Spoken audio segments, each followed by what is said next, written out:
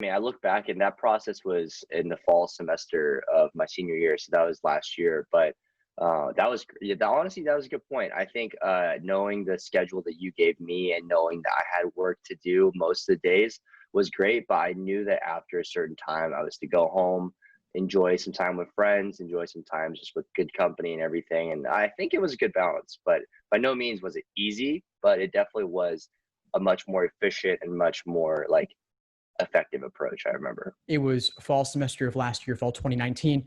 You were studying for the LSAT and putting Mhm. together your applications. Do you want to share just a little bit about what that process was like for you? Yeah, of course. And I always love sharing this stuff because I think it can really help students. I kind of started this whole law school process, a couple years back when I was interested in it, but the whole process really began officially in, I guess, the beginning of 2019 in January when I started studying for the LSAT itself. I used some other test prep programs, and I was planning for March, but I ended up taking it in July.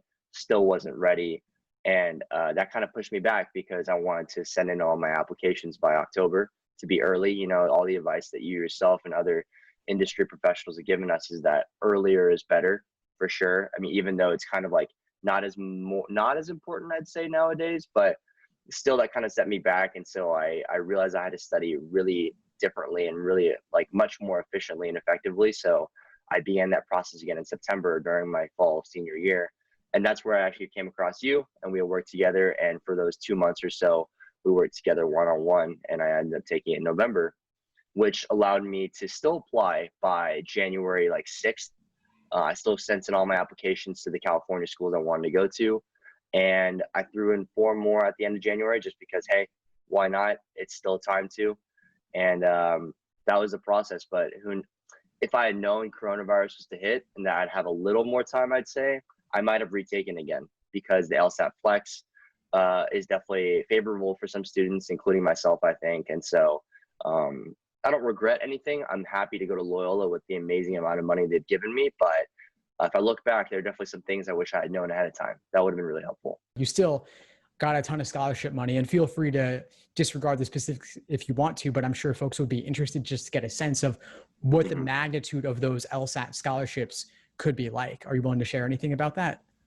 Yeah, I'm pretty transparent with the scores. I think that'll be pretty helpful. I mean, LSAT score wise, I was able to increase from a 154 to a 164, thanks to you, Steve. I mean, I always give credit to when we work together, like the nuances of figuring out not only the LSAT but also the mental approach and not getting psyched out by certain things and things like that. Even like the getting the music stuck in my head was a huge thing that we figured out.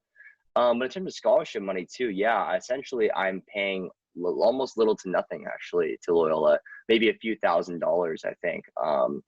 I would say it's one of their bigger scholarships they give out. I don't know how many other students were able to get it, but I mean, as long as I don't think there's any repercussions for me talking about it.